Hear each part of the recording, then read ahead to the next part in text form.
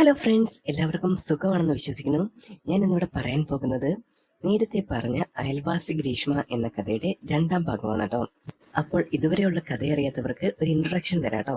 അയൽവാസി ഗ്രീഷ്മയുടെയും പിന്നെ ഭർത്താവിന്റെയും വഴക്ക് കേട്ടിട്ടാണ് ഞാൻ അവിടേക്ക് ചെല്ലുന്നത്. ആ സമയത്താണെന്നുണ്ടെങ്കിൽ ഗ്രീഷ്മ ചേച്ചിയുമായിട്ട് നല്ല കമ്പനിയായിരുന്നു. പിന്നെ ചേച്ചി തയ്യലൊക്കെ ആയതുകൊണ്ട് തന്നെ ബ്ലൗസ് പീസ് അടിക്കാനും കാര്യങ്ങളൊക്കെ ഞാൻ അവിടെയാണ് കൊണ്ട് കൊടുത്തത്. അങ്ങനെയാണ് ഞങ്ങൾ ഒരു കമ്പനിയാവുന്നത്. ഇനിയുള്ള കഥയാണ് ഇനി പറയാൻ പോകുന്നത്. അന്ന് രാവിലെ മുതൽ നല്ല മഴയായിരുന്നു. മുറ്റത്തെ മാവിൻ കൊമ്പുകൾ കാറ്റിൽ ആടുന്ന നോക്കി ഉമ്മറത്തിരിക്കുമ്പോഴാണ് ഗ്രീഷ്മ ചേച്ചിയുടെ വിളി കേട്ടത്.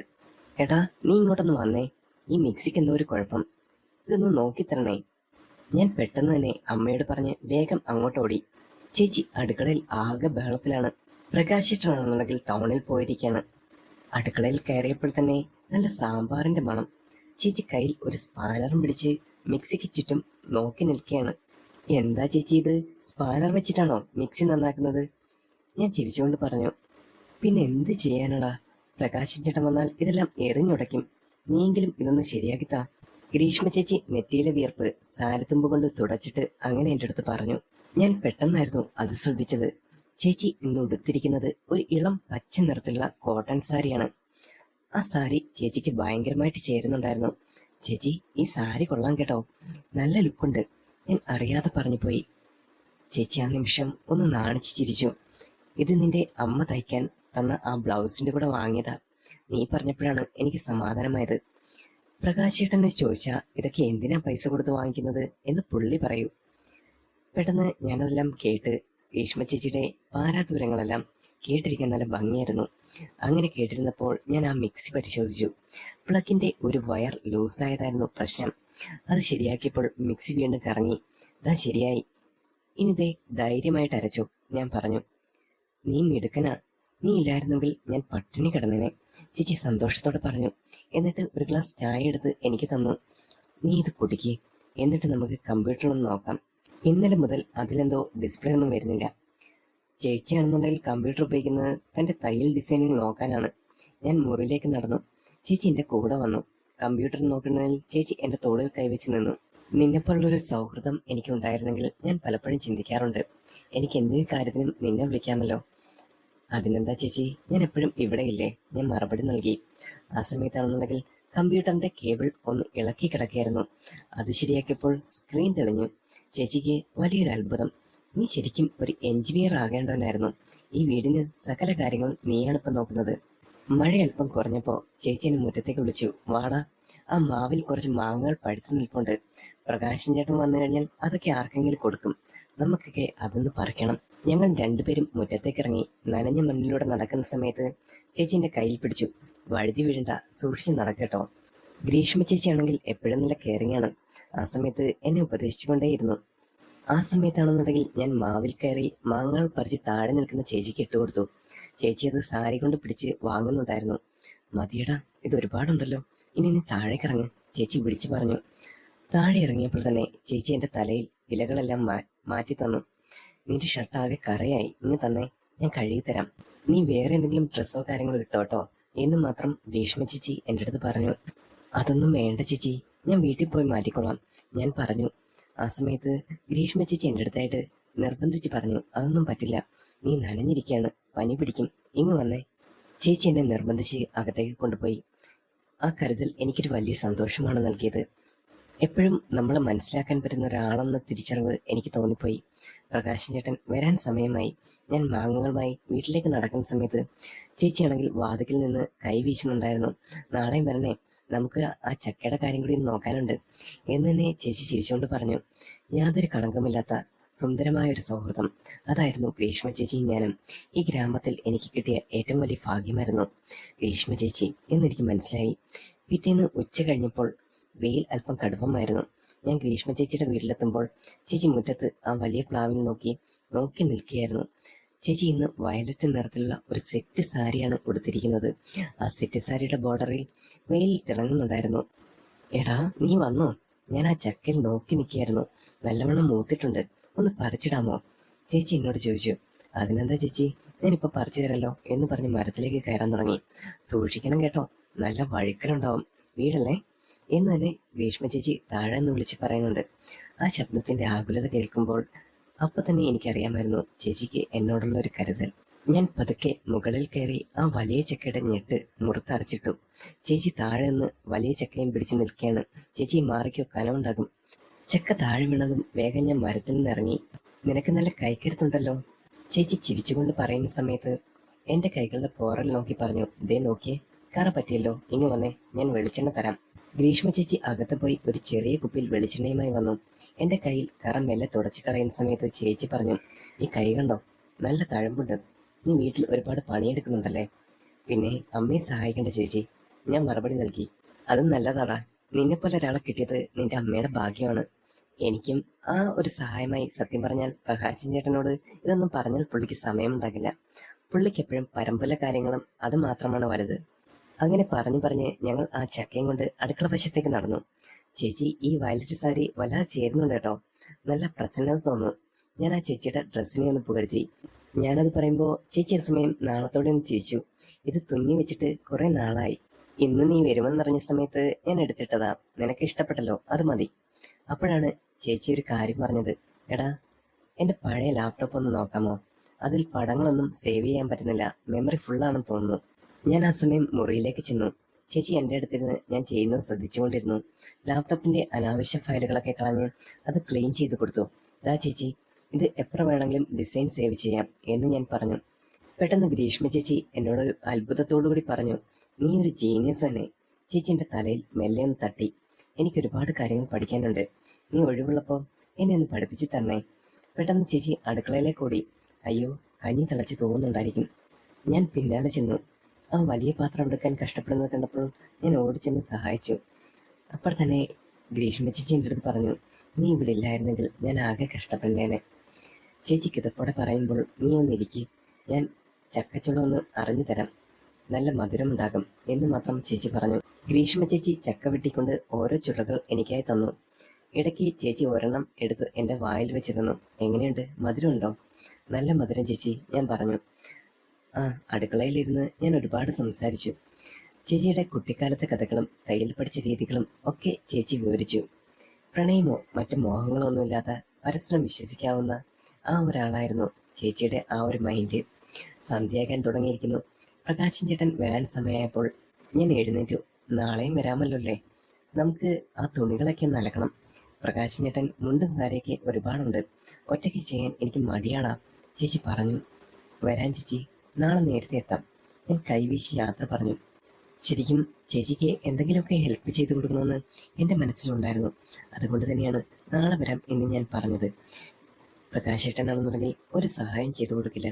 അതുകൊണ്ട് ആകെപ്പാട് ക്ഷീണിച്ചിട്ടുണ്ട് ഗ്രീഷ്മ ചേച്ചി ഒരുപാട്.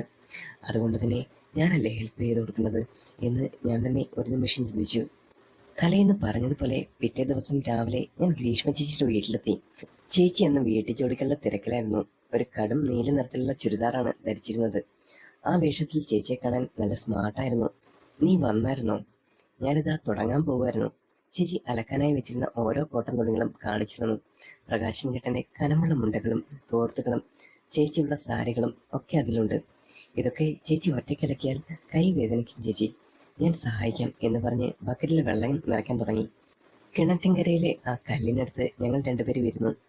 ഞാൻ തുണികൾ സോപ്പിട്ട് പതപ്പിച്ച് നിൽക്കുമ്പോൾ ചേച്ചി ഇത് അലക്കി വൃത്തിയാക്കി. എടാ, നീ ഇത്ര നന്നായിട്ട് തുണി അലക്കുമെന്ന് ഞാൻ കരുതിയില്ലട്ടോ. നിന്റെ വീട്ടിലും നീ തന്നെയാണോ ഇതൊക്കെ ചെയ്യുന്നത്? ചേച്ചി എൻ്റെ അടുത്ത് കൗതുകത്തോടെ ചോദിച്ചു. പെട്ടെന്ന് ഞാൻ ഗ്രീഷ്മ ചേച്ചിയുടെ ചോദ്യത്തിന് മറുപടി നൽകി.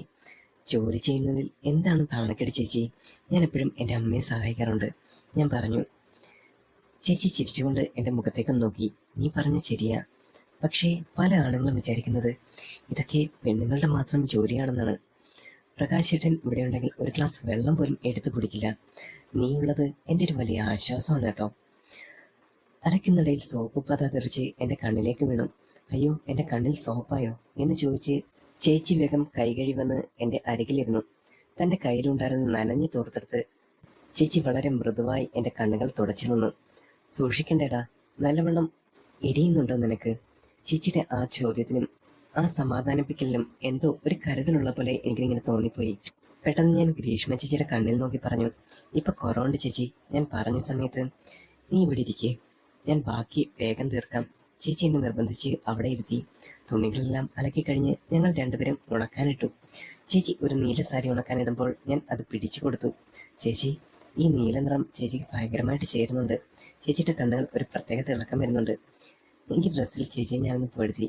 ചേച്ചിക്ക് ആ നിമിഷവും ഒരു നാണം വന്നിരുന്നു.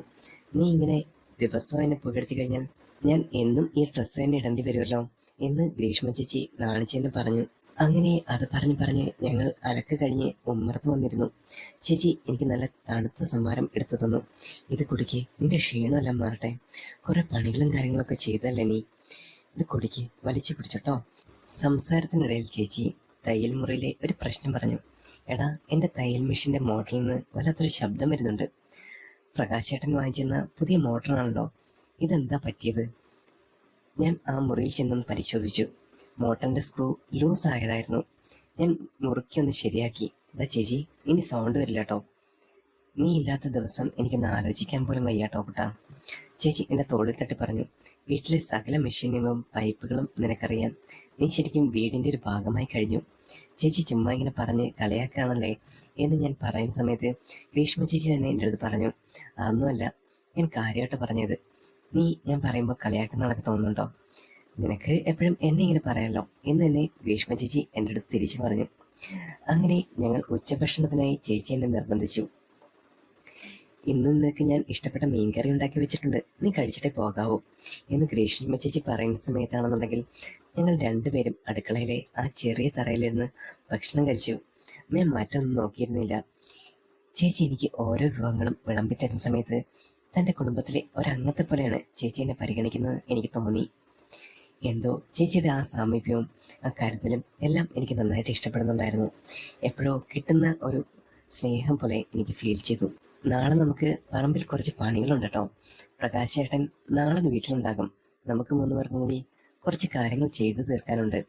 നാളെ നീ കുറച്ച് നേരത്തെ വരണേ എന്ന് ഗ്രീഷ്മ ചേച്ചി എൻ്റെ അടുത്ത് പറഞ്ഞു. ആ ഗ്രാമത്തിലെ ഇടവഴികളിലൂടെ നടക്കുന്ന സമയത്ത് എനിക്ക് മനസ്സ് നിറയെ അലക്കപ്പുരയിലെ ചിരിയും ചേച്ചിയുടെ കണ്ണു തുടക്കലുമായിരുന്നു. ആ മീൻകറിയുടെ രുചിയുമായിരുന്നു. ഒരു തയ്യൽക്കാരിയായ ഗ്രീഷ്മ ചേച്ചി ഒരു അയൽവാസി മാത്രമല്ല, നല്ലൊരു സുഹൃത്ത് കൂടിയാണ് എന്നെനിക്ക് തോന്നിപ്പോയി. ചിലപ്പോൾ ചില ആളുകൾ താങ്ങും തണലുമാണ് എന്നൊക്കെ പറയില്ലേ, അതുപോലെയായിരുന്നു ഗ്രീഷ്മ ചേച്ചി. അന്ന് രാവിലെ മുതൽ പ്രകാശ് ചേട്ടൻ പറമ്പിലെ പണികളിലായിരുന്നു.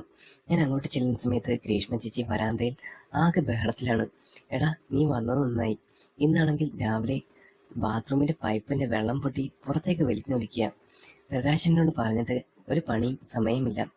ചേച്ചി ഇന്നൊരു മെറൂൺ നിറത്തിലുള്ള സാരിയായിരുന്നു ഉടുത്തിരുന്നത്. ആ നിറം ചേച്ചിക്ക് നല്ല ഗാംഭീര്യം നൽകുന്നുണ്ടായിരുന്നു. ഞാൻ ആ സാരിയെല്ലാം ഒന്ന് നോക്കി, ചേച്ചിയൊന്ന് നോക്കി ചിരിച്ചു. അതിനുശേഷം ഞാൻ ആ ഒരു ടൂൾസും കാര്യങ്ങളും എടുത്ത് ബാത്റൂമിലേക്ക് ചെന്നു. പൈപ്പിന്റെ ജോയിന്റ് ഇളകി വെള്ളം ചീറ്റുകയായിരുന്നു. ഞാൻ ഷർട്ട് ഊരി മാറ്റി പണി തുടങ്ങി. കുറച്ച് കഴിയുമ്പോൾ ചേച്ചി അവിടേക്ക് വന്നു. നിന്റെ ഷർട്ടിലൊന്നും വെള്ളം നനയണ്ട എന്ന് കരുതി ഊരി വെച്ച നന്നായി എന്ന് പറഞ്ഞിട്ട് ചേച്ചി കയ്യിലുണ്ടായിരുന്ന ഒരു തോർത്തെടുത്ത് എൻ്റെ മുതുകിലേക്കും തോളിലേക്കും വെള്ളം തുടച്ചു തന്നു. സാരമില്ല ചേച്ചി, ഇപ്പോൾ ശരിയാക്കും എന്ന് ഞാൻ പറഞ്ഞു. നീ ഇത്രയും കഷ്ടപ്പെടുന്ന കാണുമ്പോൾ എനിക്ക് വിഷമം തോന്നും. നീ ഒരു എഞ്ചിനീയറെ പോലെ സകല പണികളും ചെയ്യുന്നുണ്ടല്ലോ. ചേച്ചിയാണെന്നുണ്ടെങ്കിൽ എൻ്റെ വിയർപ്പ് തുടങ്ങുമ്പോൾ ആ വാക്കുകളിൽ കരുതൽ എനിക്ക് അനുഭവപ്പെട്ടിരുന്നു. പൈപ്പ് ശരിയാക്കിയ ശേഷം ഞാൻ പുറത്തേക്ക് വന്നു. ചേച്ചി, ഇനി ഇവിടെ വെള്ളം പോകില്ല, ഞാനെല്ലാം ശരിയാക്കിയിട്ടുണ്ട് എന്ന് തന്നെ ചേച്ചിയെടുത്ത് പറഞ്ഞു. പെട്ടെന്ന് തന്നെ ഗ്രീഷ്മ ചേച്ചി എന്നെ അടുത്ത് പറഞ്ഞു. മിടുക്കനാണ് നീ, നീ പോയി കുടിച്ചിട്ട് വാ. നിന്റെ ദേഹമാകെ പശയും വെള്ളവുമാണ്. ചേച്ചി എനിക്കൊരു പുതിയ സോപ്പും തോർത്തും എടുത്തു തന്നു. കുറച്ച് കഴിഞ്ഞ് വന്നപ്പോൾ ചേച്ചിയുടെ മുറ്റത്തെ മാവിൽ അവിടെ ചുവട്ടിലിരിക്കുന്നുണ്ടായിരുന്നു. പ്രകാശ് ചേട്ടൻ പറമ്പിലെ പണികളെല്ലാം കഴിഞ്ഞ് അങ്ങോട്ട് വന്നു. എടാ, നീ പൈപ്പ് ശരിയാക്കിയോ? ആ ശരിയാക്കി എന്ന് പറയുന്ന സമയത്ത് അയാൾ പറയാണ്, നീ ഉള്ളത് കൊണ്ട് എൻ്റെ തലവേദനയെല്ലാം ഒഴിവായെന്ന്. അല്ലെങ്കിലും ഗ്രീഷ്മ ചേച്ചിക്ക് എന്തിനു കാര്യത്തിനും നിന്നെ മതിയല്ലോ. പ്രകാശ് ചേട്ടൻ തമാശയായി പറയുന്ന സമയത്ത് ഞാനത് ആലോചിച്ചു. ശരിയാണ് അയാൾ പറഞ്ഞത്. ആ നിമിഷം ഗ്രീഷ്മ ചേച്ചി ഒരു പുഞ്ചിരിയോടെ പറഞ്ഞു, അതിന് പുള്ളിക്കാരൻ പണി അറിയുന്ന ആളല്ലേ ചേട്ടാ. ഗ്രീഷ്മ ചേച്ചി എന്നെ പിന്താങ്ങി പറയുന്ന സമയത്ത് ഞാനൊന്ന് ചിരിച്ചു. അന്ന് ഉച്ചയ്ക്ക് പ്രകാശ് ചേട്ടനും ഞാനും ഗ്രീഷ്മ ചേച്ചിയും ഒരുമിച്ചിരുന്ന് ഭക്ഷണം കഴിച്ചു.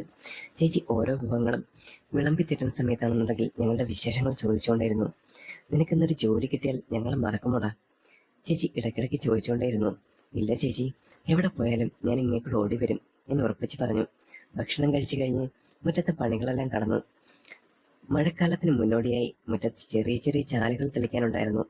ഞാൻ മൺവെട്ടിയായി പണി തുടങ്ങിയ സമയത്ത് ചേച്ചി വശങ്ങളിൽ നിന്ന് മണ്ണ് നീക്കാൻ സഹായിച്ചു. നീ വല്ലാതെ വെയിൽക്കൊണ്ട, കുറച്ചു നേരം ഈ തണലത്തിരിക്കും എന്ന് ചേച്ചി പറയുന്ന സമയത്താണെന്നുണ്ടെങ്കിൽ ഒരു വല്ലാത്ത കരുതൽ പോലെ എനിക്ക് തോന്നി. ചേച്ചി ഇടയ്ക്കിടയ്ക്ക് എന്നെ നിർബന്ധിച്ചുകൊണ്ട് വിശ്രമിക്കാൻ വിട്ടു. ആ വൈകുന്നേരം ചേച്ചി എനിക്കൊരു സമ്മാനം തന്നു. ചേച്ചി തയ്ച്ച പുതിയൊരു കുർത്തയായിരുന്നു അത്. ഇത് നിനക്ക് വേണ്ടി ഞാൻ ഉണ്ടാക്കിയതാ. നിന്റെ അളവ് എനിക്കറിയില്ല, പിന്നെ ഒന്ന് ഇട്ട് നോക്കിയേ. ഞാൻ അത് ഇട്ട് നോക്കിയപ്പോൾ കൃത്യം അളവ്. ചേച്ചി സൂപ്പറായിട്ടുണ്ട് കേട്ടോ എന്ന് തന്നെ പറയുന്ന സമയത്ത് ഗ്രീഷ്മ ചേച്ചിക്ക് ഒരു പുഞ്ചിരി വളർന്നു. അതിങ്ങനെ നോക്കിക്കൊണ്ട് ചേച്ചിയുടെ കണ്ണിൽ നോക്കി നിൽക്കുന്നതിന് ആ സമയത്ത് നല്ല മനോഹരമായിട്ട് എനിക്ക് തോന്നി. ഗ്രീഷ്മ ചേച്ചിയുടെ കണ്ണുകളിൽ ഒരു സംതൃപ്തി ഉണ്ടായിരുന്നു. നിനക്കത് ചേരുന്നുണ്ട്, നീ ഇടുമ്പോൾ കാണാൻ നല്ല ഭംഗിയുണ്ട്, ഇതിന്റെ തുന്നലുകളിൽ നിനക്ക് എൻ്റെ സ്നേഹമുണ്ട് എന്നൊക്കെ പറഞ്ഞ് ചേച്ചി ഒരു സമാധാനത്തോടെ തന്നെയാണ്. സന്ധ്യയാകാൻ തുടങ്ങിയ സമയത്താണെന്നുണ്ടെങ്കിൽ ഞാൻ യാത്ര പറയാനൊരുങ്ങി. നാളെ നമുക്ക് കമ്പ്യൂട്ടറിലെ ബാക്കി കാര്യങ്ങൾ നോക്കണം, നീ മറക്കരുത് കേട്ടോ, ചേച്ചി ഓർമ്മിപ്പിച്ചു. ആ ഗ്രാമത്തിലെ സന്ധ്യാനേരത്ത് ഞാൻ തിരികെ നടക്കുന്ന സമയത്താണെന്നുണ്ടെങ്കിൽ എൻ്റെ ഉള്ളിൽ വലിയൊരു സന്തോഷമായിരുന്നു. ആ കുടുംബത്തിൻ്റെ സ്നേഹവും ഒരു ചേച്ചിയുടെ കരുതലും തികച്ചും മാന്യമായ ഒരു സൗഹൃദവും, ഇതിനേക്കാൾ വലുത് മറ്റെന്താണ് വേണ്ടത് എന്നൊക്കെ ഞാൻ മനസ്സിൽ ചിന്തിച്ചു. അന്ന് ഉച്ച കഴിഞ്ഞ സമയത്ത് അന്തരീക്ഷം ആകെ മങ്ങി നിൽക്കുകയായിരുന്നു. മഴ പെയ്യാൻ അധികം നേരമില്ലെന്ന് എനിക്ക് തോന്നി. ഞാൻ ഗ്രീഷ്മ ചേച്ചിയുടെ വീട്ടിലെത്തുന്ന സമയത്ത് ചേച്ചി തന്റെ കയ്യിൽമുറിയിൽ ലാപ്ടോപ്പിന് ആകെ വിഷമിച്ചിരിക്കുകയായിരുന്നു. എടാ നീ വന്നോ, ഞാൻ ഇതിൽ സേവ് ചെയ്ത ഡിസൈനുകളൊന്നും കാണുന്നില്ല, ആകെ പേടിയാകുന്നു, എല്ലാം പോയി കാണുമോ? ചേച്ചിയുടെ ശബ്ദത്തിൽ പരിഭ്രാന്തമുണ്ടായിരുന്നു. ചേച്ചി പേടിക്കണ്ട, ഞാൻ നോക്കാം എന്ന് പറഞ്ഞ് ചേച്ചിയുടെ അടുത്തിരുന്നു. ചേച്ചിയുടെ തയ്യൽമുറിയിൽ ഇരിക്കുന്ന സമയത്താണെന്നുണ്ടെങ്കിൽ പ്രത്യേക സുഗന്ധമുണ്ടായിരുന്നു. പുതിയ തുണികളുടെയും നൂലിന്റെയും പിന്നെ ചേച്ചി ഉപയോഗിച്ചിരുന്ന ചന്ദനത്തിന്റെയും ഒരു മിശ്രിതം. ലാപ്ടോപ്പിന്റെ പരിശോധിച്ചപ്പോൾ അത് ഹാങ് ആയിരുന്നു. ഓരോ ഫയലുകളും ഞാൻ റീവർക്ക് ചെയ്യാൻ എടുത്ത സമയത്താണെന്നുണ്ടെങ്കിൽ ചേച്ചിയുടെ മുഖത്ത് ഓരോ ആശ്വാസം പടരുന്നത് ഞാൻ ശ്രദ്ധിച്ചു. ചേച്ചി എല്ലാം ഇവിടെ ഉണ്ട്, ഒന്നും പോയിട്ടില്ല, ഓരോന്നും കാണിച്ചു കൊടുത്തു. ആ സമയം ഞാനത് കൊടുക്കുന്ന സമയത്ത് ചേച്ചി സന്തോഷത്തോടെ എൻ്റെ തോളിൽ കൈവച്ച് പറഞ്ഞു, നീ ശരിക്കും ഒരു മാജീഷ്യൻ തന്നെയാണ്. ഡിജിറ്റൽ കാര്യമായാലും എന്ത് കാര്യമായാലും നിനക്ക് വഴങ്ങും. അതൊന്നുമില്ല ചേച്ചി, നമുക്ക് താല്പര്യമുള്ള കാര്യങ്ങൾ ചെയ്യുമ്പോൾ അത് വേഗം പഠിക്കാൻ പറ്റും. അതല്ലടാ നിന്റെ മനസ്സ്, അതാണ് വലുത്. മറ്റുള്ളവരെ സഹായിക്കാനും നിനക്കുള്ള ഒരു താല്പര്യം, നിനക്ക് നല്ല ജോലി കിട്ടി, ദൂരെ എവിടെയെങ്കിലും പോയി ഈ ഗ്രീഷ്മ ചേച്ചി മറക്കരുത് കേട്ടോ. ചേച്ചി വളരെ ഗൗരവത്തോടെ കണ്ണുകളിൽ നോക്കി പറഞ്ഞു. എന്ത് ചോദ്യമാ ചേച്ചി ഇത്? എനിക്ക് വീടും ചേച്ചിയും സ്വന്തം കുടുംബവും എല്ലാം ഒരുപോലെയാണ്. എനിക്ക് എവിടെയാണെങ്കിലും ഞാൻ ഇവിടെ കൂടി വരും. ഞാൻ ചേച്ചിയുടെ കൈകളിൽ പിടിച്ചു പറഞ്ഞു. പുറത്ത് വലിയൊരു ഇടിമിന്നലോടെ മഴ പെയ്യാൻ തുടങ്ങി. കാറ്റ് ജനാലയുടെ അകത്തേക്കടിച്ചു. ചേച്ചി വേഗം എഴുന്നേറ്റ് ജനൽപ്പാടുകൾ അടച്ചു. നല്ല മഴയാ, നീ ഇന്ന് പോകണ്ട, ചായ കുടിച്ച് മഴ കുറയുമ്പോൾ സമയത്ത് പോകാം, ഗ്രീഷ്മ ചേച്ചി ആ സമയം എൻ്റെ അടുത്ത് പറഞ്ഞു. അടുക്കളയിൽ ചേച്ചി ചായ ഇടുമ്പോൾ ഞാൻ കൂടെ ചെന്നു. ചേച്ചി ഇഞ്ചിയിട്ട ചായയും കൂടെ കഴിക്കാൻ നല്ല ഉള്ളിവട ഉണ്ടാക്കി. ഈ മഴയത്ത് ഇത് കഴിക്കാൻ നല്ല രസമാടാ. ചേച്ചി എനിക്കൊരു പ്ലേറ്റ് നീട്ടി. ഭക്ഷണം കഴിക്കുന്നിടയിൽ ചേച്ചി തൻ്റെ പുതിയ തയ്യൽ വർക്കുകൾ എന്നെ കാണിച്ചു. ഈ ക്രീം സാരിയിൽ റെഡ് ഡിസൈൻ ചെയ്താൽ കൊള്ളാമൂടാ എന്ന് എൻ്റെ അടുത്തൊരു അഭിപ്രായം ചോദിച്ചു. സൂപ്പറാണ് ചേച്ചി, ചേച്ചിക്ക് ലൈറ്റ് കളറുമായി ഭയങ്കര ചേരുന്നുണ്ട്. ഈ ഒരു പ്രത്യേക പ്രൗഢി തോന്നി. പെട്ടെന്ന് ചേച്ചി എന്നെ അടുത്തായിട്ട് പറഞ്ഞു, നീ തരുന്ന സപ്പോർട്ടും കാര്യങ്ങളുമാണ് എന്നെ കൊണ്ട് ഈ ഒരു കാര്യങ്ങളൊക്കെ ചെയ്യാൻ പ്രേരിപ്പിക്കുന്നത്.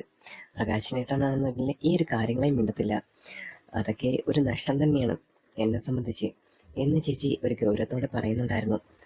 അങ്ങനെ ഞങ്ങൾ രണ്ടുപേരും സംസാരിച്ച് നിൽക്കുന്ന സമയത്താണെന്നുണ്ടെങ്കിൽ മഴ കുറഞ്ഞു തുടങ്ങി. ആകാശം ശാന്തമായി നിൽക്കുന്ന കണ്ടു. ഞാൻ ഇറങ്ങാനായിട്ട് ഒരുങ്ങിയപ്പോൾ ചേച്ചി വാതിക്കൽ വന്നു. എടാ നീ ഇപ്പോഴേ പോകണ്ട, കുറച്ചുകൂടെ കഴിഞ്ഞിട്ട് പോയാൽ മതി എന്ന് പറഞ്ഞു. അങ്ങനെ ആ സമയമാണെന്നുണ്ടെങ്കിൽ ചേച്ചി വിളിച്ച സമയത്ത് തന്നെ ഞാൻ അവിടെ പോയിരുന്നു. നമുക്ക് കുറച്ചു നേരം സംസാരിച്ചിട്ടൊക്കെ പോവാം എന്ന് പറഞ്ഞ് ചേച്ചി എൻ്റെ അടുത്ത് വന്നിരുന്നു. അങ്ങനെ ഓരോ കാര്യങ്ങളും എനിക്ക് പഠിപ്പിച്ചു തരാമെന്ന് പറഞ്ഞില്ലേ, അതൊക്കെയൊക്കെ എപ്പോഴാണ് ചെയ്തു തരിക എന്നൊക്കെ ചോദിച്ചു. അപ്പോൾ തന്നെ ഞാൻ പറഞ്ഞു, അതൊക്കെ ഓരോ സമയത്ത് ഞാൻ പഠിപ്പിച്ചു തരാം ചേച്ചി, എല്ലാം ഒരുമിച്ച് പഠിപ്പിച്ചു കഴിഞ്ഞാൽ ചേച്ചിക്ക് അത് മനസ്സിലാവുകയില്ല. നീ പറഞ്ഞത് ശരിയാണ്, ഞാനൊന്നും ആലോചിച്ചില്ല, ചില സമയത്ത് എൻ്റെ പൊട്ട ബുദ്ധിയാണ് കേട്ടോ എന്ന് ചേച്ചി എൻ്റെ അടുത്ത് പറഞ്ഞു. അങ്ങനെയൊന്നുമില്ല ചേച്ചി, ഓക്കെയാണ്, എനിക്ക് തോന്നിയിട്ടുണ്ട്. ശരിക്കാണോടാ എന്ന് ചോദിക്കുന്ന സമയത്ത് ഞാൻ പറഞ്ഞു, അതെ ഓക്കെയാണ്. അങ്ങനെ എല്ലാം കഴിഞ്ഞ് ഞാൻ ആ ദിവസം അവിടെ നിന്ന് പടിയിറങ്ങി. പിറ്റേ ദിവസം ഒരു രാവിലെ മഴ കഴിഞ്ഞ് ഒരു വെയിൽ തെളിഞ്ഞ ഒരു ശനിയാഴ്ചയായിരുന്നു. ഗ്രീഷ്മ ചേച്ചിയുടെ വീട്ടിലേക്ക് ചെല്ലുന്ന സമയത്ത് പച്ചക്കറിത്തോട്ടം ആകെ കാട് പിടിച്ച് കിടക്കുകയാണ്. ഞാൻ അങ്ങോട്ട് ചെല്ലുന്ന സമയത്ത് ചേച്ചി കടും മഞ്ഞ നിറത്തില്ല ഒരു ചുരിദാറിട്ട് അവിടെ നിൽക്കുന്ന സമയത്ത് ഞാൻ ഒന്ന് കൈപൊക്കി കാണിച്ചു. ചേച്ചി സൂപ്പർ കേട്ടോ എന്ന് പറഞ്ഞു. എടാ നീ വന്നോ, ഈ തക്കാളിയും പച്ചമുളകും എല്ലാം ഒന്ന് നോക്കിയേ, ആകെ പുഴുക്കറി നശിച്ചിരിക്കുക. പ്രകാശേട്ടൻ പറഞ്ഞിട്ട് പുള്ളിക്കൊരു പറമ്പിലെയും കവുങ്ങും നോക്കാൻ സമയമില്ല. ചേച്ചി സങ്കടത്തോടെ പറയുന്ന സമയത്ത് ഞാൻ തന്നെ പറഞ്ഞു, ചേച്ചി സങ്കടപ്പെടണ്ട, നമുക്കിതെല്ലാം ശരിയാക്കി തരാം എന്ന് പറഞ്ഞുകൊണ്ട് മൺവെട്ടിയെടുത്ത് ഓരോ കാര്യങ്ങളൊക്കെ ഞാൻ വൃത്തിയാക്കി കൊടുക്കാൻ നോക്കി. വെയിൽ കടുത്ത സമയത്ത് ചേച്ചിയുടെ മുഖത്ത് വിയർപ്പ് കണ്ടു. വേഗം അകത്തേക്ക് പോയി നാരങ്ങ വെള്ളമായി വന്നു. ഇത് കുടിക്കേ, നീ വല്ലാതെ തളർന്നു പോയിരിക്കുന്നു എന്ന് തന്നെ എൻ്റെ അടുത്ത് പറഞ്ഞു ചേച്ചി. ആ സമയത്താണെന്നുണ്ടെങ്കിൽ ചേച്ചിയാണ് നാരങ്ങ വെള്ളം കുടിച്ചു. ശേഷം ചേച്ചി അടുത്തായിട്ട് ഞാൻ പറഞ്ഞു, ചേച്ചി എന്തൊക്കെയായാലും ശരിയെന്നാണെന്നുണ്ടെങ്കിൽ ഞാൻ ഇടയ്ക്കിടയ്ക്ക് ചേച്ചി ഹെൽപ്പ് ചെയ്യാനൊക്കെ വരും കേട്ടോ. അതൊന്നും ഇതായിട്ട് കാണണ്ട, നമുക്ക് കുറേ കാര്യങ്ങളിൽ സംസാരിക്കാമല്ലോ എന്നൊക്കെ ഞാൻ ചേച്ചിയെടുത്ത് പറഞ്ഞു. അങ്ങനെ ഞാനും ചേച്ചിയും കൂടെ ആ സമയത്ത് അവിടെ ഇങ്ങനെ ഇരുന്നു. എല്ലാ പണിയും കഴിഞ്ഞിട്ട് ചില സമയത്ത് ഈ തൊഴിലുറപ്പുകാര് അങ്ങനെ റെസ്റ്റ് ചെയ്യുന്ന പോലെ ഞാനും ചേച്ചിയും കൂടെ ഒരു മാവിൻ്റെ ചോട്ടിൽ നിന്ന് റെസ്റ്റ് ചെയ്തുകൊണ്ടിരുന്നു.